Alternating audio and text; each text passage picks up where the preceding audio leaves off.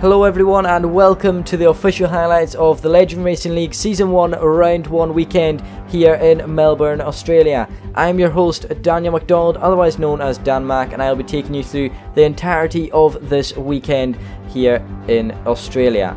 So it is dry weather all round this weekend, good thing for the racers in their first ever race together. Anyway, let's head into the qualifying report where we will see the starting grid for the first ever race here in LRL.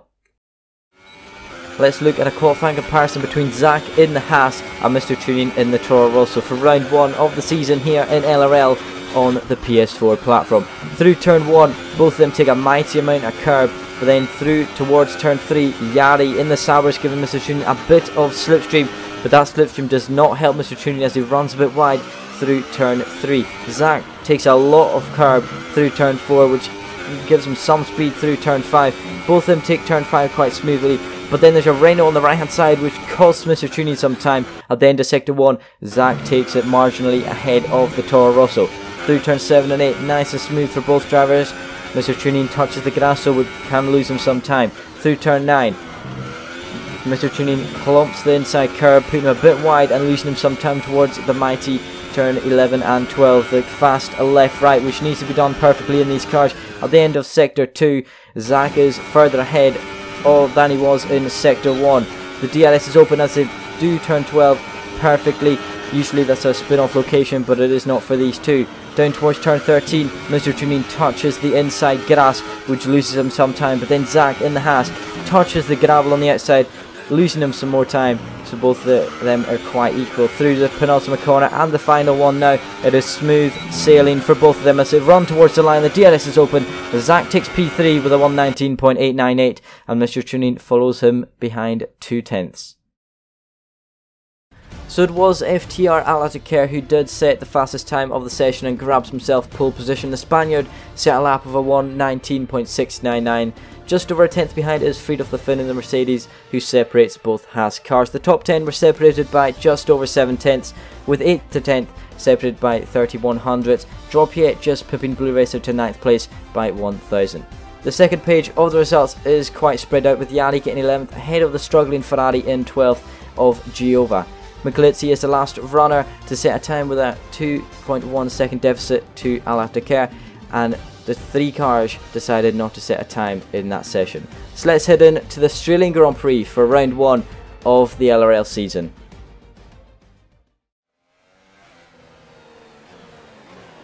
As I join you once again, the racers are just rounding the penultimate corner on the formation lap to start the race. It is important that every racer here gets a good start. They'll want a good points haul after the end of race 1, and that's exactly what they need to do, as we're following Alateker, the Haas driver, just about to line up in pole position with the Mercedes alongside. His other Mercedes teammate, Dan Mack, is down in P6 behind Rhythms F1 and Mr. Tuning, who we saw in the qualifying comparison. The rest of the grid is forming up. Be patient and watch for the lights. We're now currently waiting for the Force India of Halodi to line up on the grid, and we are awaiting the 5 red lights. The lights are now illuminating in front of the drivers now. We have 5 red lights. It's lights out and away we go for round 1 of the LRL season. It is a good start for Alateker at the start in the Haas, followed by the Mercedes of Friedhof the Finn. There's your Toro Rosso going up the inside. It looks like Mr. Tuning has gone up the inside of the Mercedes. He is now out of the session. There is a driver out, and that is Mr. Tuning. You did see him lunge up the inside there of turn 1. And what a season this is going to be for Mr. Tuning if he does that every race. That is disappointing for him, but that was a stupid launch. Now following Friedhof the Finn on board with Zach. Friedhof the Finn is actually spun out, and he's actually out. There's a safety car at the end of lap 1, and Friedhof the Finn is the cause of that. On board with Mr. Tuning now, starting from P4. He got a good start, but a bad one compared to Rhythms. Mr. Tuning just ran out of space. He went onto the grass. Rhythms hit him once again, and he lost the left front tyre, and he was out of the session. Let me know you're all right. Let's look at it on board from Dan Mack's view in the Mercedes. He had a good view of this collision here. Dan Mack opted to go to the outside. Mr. Tuning just cut the grass onto the grass, and Rhythms went slow. Dan Mack lost a bit of his front wing, and that slowed him down. Now down towards turn 3, on board with Dan Mack. He went to the outside of Rhythms through turn 3 and then followed that up through the inside of turn 4. He pushed Rhythms a bit wide on the exit, and that is a beautiful overtake on the start of the race. But round turn 5 he saw his teammate off the track, and that was when the safety car was deployed. As you can see here, under safety car, Rhythms is coming in for a front wing change. The damage picked up with that collision with Mr. Tuning the Toro Rosso. Rhythms is just now being held up by EK, waiting for Blacker Julian to get out of the pit box. Rhythms is having a hefty pit stop here. You have to wait a long time. He's finally out and he's behind Joey in the Williams. Joey started, I think it was P13, and Rhythms started P5, so ultimately that's not a good showing for Rhythms. He's fallen back the order a bit under the safety car, but this strategy may pay out for him later on in the race. So we're on board now with Zach the Frenchman rounding the penultimate corner to get this race restarted here on lap 3 of round 1. Alatekar sends the field underway down towards turn 1, starting lap 4. The Haas boys are in the lead ahead of Denmark behind. The Haas boys will try and keep this 1-2 all the way to the end. I'm sure they need the maximum points they can get from round 1. On board with Rhythms now on lap 5, just after the safety car. There's a Force India actually spinning in front of him. Halodi has spun as he hit the grass at turn 1. Rhythms has gone off the track to avoid that, and now Joey is coming back past him. Rhythms must have got back past Joey at the end of the safety car, and now Joey goes round the outside of turn 3, up the inside of turn 4. It's a Denmark-esque move of lap 1 as Joey gets past Rhythms and into P10, a points paying position now. And we're on board with Denmark actually through turn 1. He gets ferociously on the curb. Denmark has been sent spinning, and the Mercedes boys have had a perfect start to the season. Denmark, a bit of stupidity there, hits the wall when he spins round. Now he's got Joey, Rhythms and also Polino Bros to go past him. He's fallen from P3 down to P12 just after that one silly mistake at turn 1. Clipping the curb just a little too much has just sent him spinning, and that is fantastic as tire temperatures will be off the roof right now as he comes to turn 5. He hits the curb once again. He's gone off. He's actually hit the wall, and Denmark is out of the race. Denmark is out. The Mercedes boys have had a perfect time here today. And let's look at a replay of Drop here. He's following Denmark through turn 1. He can see the Mercedes spinning off, and he inherits P3 off the Mercedes, and the Scot is out of the race. On board with Drop here now on lap 7. He's following his teammate through turn 9 and turn 10. He's actually got a tank slapper here. He's just had to save. He hit the grass there. Giova in the Ferrari, starting from P12, is up to P4 on lap 7 as Drop here schedules a pit stop on lap 7. On board now with Giova through the final corner. He gives Yari a tap here as Alatekar, the race leader, is into the pits. We get on board with Giova going past the Sabre of Yari, and he's into P2 of the race. Zach takes the lead so far as Alatekar pits. Now down towards turn 3. Yari's going to size up a move on Giova. Giova's defending the inside. Yari goes to the outside. He does lock up a bit, I'm sure, and he goes wide, and Giova takes P2 for now. They've still got a pit stop to make as they round through turn 5. On board now with Zach. He's emerging from the pit lane on the soft tyres. He's made his pit stop this race on lap 10 out of 29. He's coming out the pit lane. Alatekar is coming down the main straight, but there's just so close between the Haas drivers through turn 1, and that is very close, so don't want to see that again from them. And now on board with Rhythms. He's still stuck behind Joey on lap 11. That's been 11 laps behind the Williams driver, and Joey is going to try and defend all his might through turn 11 now, down towards turn 11. He nearly pushes Rhythms into the wall, but he keeps the place, does Rhythms. He's finally past the Williams, and he will be delighted with that. Now he can push on past Finley in the Renault. As you can see here, Alatekar is trying to get past Joey. Joey's a hard one to get past. He is a real defending master, just like Max Verstappen. They're both from Netherlands, and now there's been a touch there from Zach on Alatekar, and that is very close there for the Haas drivers. Alatekar gets past Zach once again. I think he might have let him through as he gave him a wee touch out of turn 3. They're still stuck behind Joey though. This is going to be a problem for them in the next lap. As you can see here, on to lap 18 now. Giova, or lap 17, sorry. Giova is still leading the race. He still hasn't put, as we can see, Al-Attiyah goes up the inside of Joey through turn 1. He pushed the Williams a bit wide, which will help Zach, the Frenchman, get the slipstream on the Dutchman down towards turn 3. Zach is closing on the Williams. He goes up the inside of Joey. Joey tries all he can to stay on the outside, but Zach pushes him wide, and Zach is now up to P4 with Al-Attiyah in P3. On board now with Michalizzi in the Renault. The Finn was the slowest out of everyone that set a lap. He's gone through turn 12 now. He's actually out of the session with damage to the front right of the car, and he was running in a points paying position there. He is going to be devastated with that. As you can see now, a beautiful view of the cars going through turn 11, and there's the stricken Renault. Now we've got second, third and fourth fighting it out with Al-Attiyah. He's the Spaniard trying to size up a move on rhythms. The German is not giving any leeway to the Haas as we come down towards the penultimate corner. He's actually hit rhythms. The Spaniard in the Haas has actually hit rhythms, and now rhythms has gone off the track. What is he going to do? Is he just going to wait? He's actually pulled off the side of the track. Zach has pulled into his slipstream. Zach has actually hit the back of Al-Attiyah there, and he's lost a bit of his front wing as he lets rhythms through into turn 1. Nice sportsmanship there, but he did cause damage to his own teammate there, the front wing. Now he's got the Sauber of Dropje following him through down towards turn 3. Dropje is going to try and go to the outside of the Spaniard. He's actually going to cut inside. There's a beautiful battle here between Dropje and Al-Attiyah. He's actually gone quite wide onto the curb. Dropje looks up for a move. He's unable to get it, and he's going to hold back for now.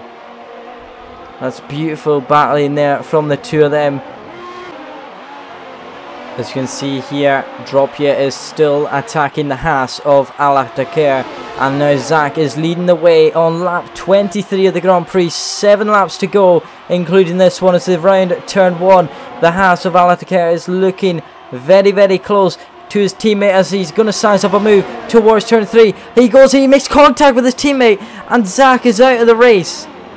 Zach is out of the race due to contact.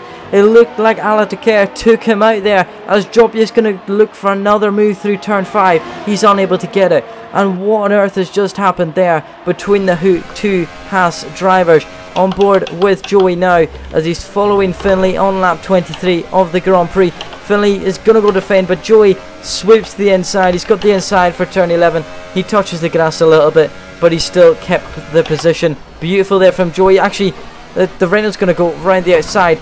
No, he hasn't. He's kept the position, has Joey. Beautiful there from the Dutchman. And now lap 23 once again. Al-Attiyah has gone wide. Dropje is looking to the outside of the Haas driver. He's actually made the move, stick round the outside of the penultimate corner.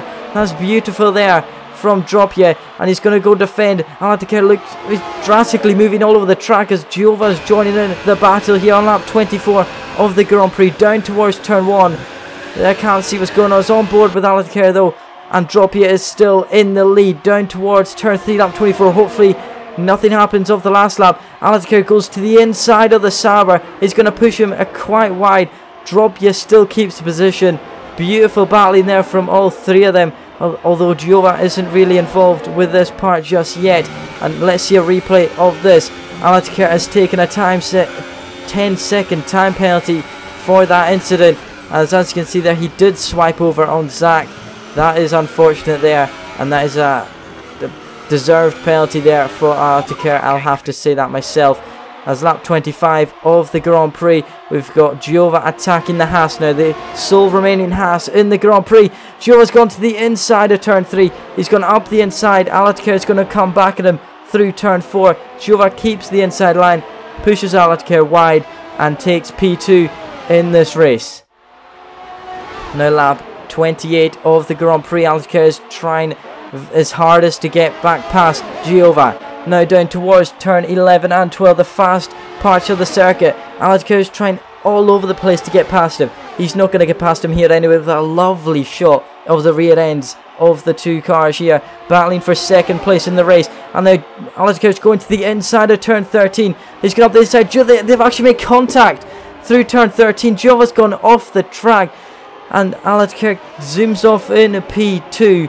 That is dirty play there, but it was a bit of both really. Lap 29 of the Grand Prix, and the two Ferraris are now battling for P3 P3 in this race, which will turn into P2 as we've got Rhythms attacking Giova through turn 11 and turn 12. Giova's actually made a mistake there. He's luckily kept it with skill, not managed to hit the water, but Rhythms has seethed his way through into P3. Now we've got Droppier rounding the penultimate corner. He's going to round the final corner now, and Droppier wins the first ever race of LRL on the PS4 platform. He takes victory here in round 1. Droppier wins in the Sauber, followed by Alatekar, who will take that 10-second time penalty. Rhythms crosses the line here in P3. Giova with fury hits the wall, but they'll both be promoted with that penalty. We've got Joey rounding the final corner in P5, and that is your top 5 for this race. It was a very exciting race. It got very, very exciting at the end with that incident between the two Haas drivers, which will cause controversy throughout the whole season.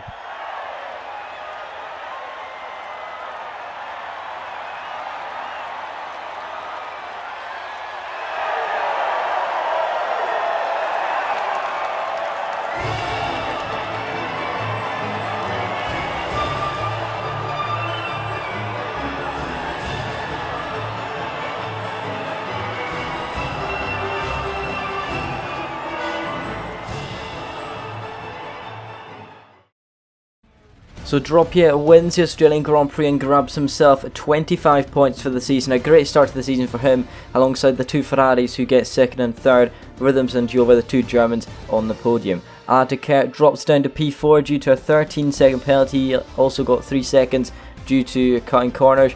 Joey marginally misses out on just beating Alatekar with the penalties. The rest of the top 10 are Finley, Blackett, Julian, Super Slick, Zach and Michalizzi. The second page of results, all of them DNF'd. The two title favourites, Dan Mack and Fridolf the Finn in the Mercedes, fastest in the time trial to get into the league, they both crashed out within the first 6 laps. So that's not a good start for Mercedes. I'm sure they'll pick it up throughout the season though, and I do feel bad for Zach though. He's running P1 and then with a collision with his teammate ultimately brings him only 2 points. So the driver's standings is obviously the same as the race results due to it being race 1, but anyway, the team standings then, Ferrari lead the way, 8 points clear of Sauber, who Droppier was the only one who scored points for Sauber. His teammate did not finish that race. Haas and Williams are joint on 14 points, Renault and Red Bull are 9 and 6 respectively, and Toro Rosso, Mercedes, McLaren and Force India were unable to score in the opening round of the season.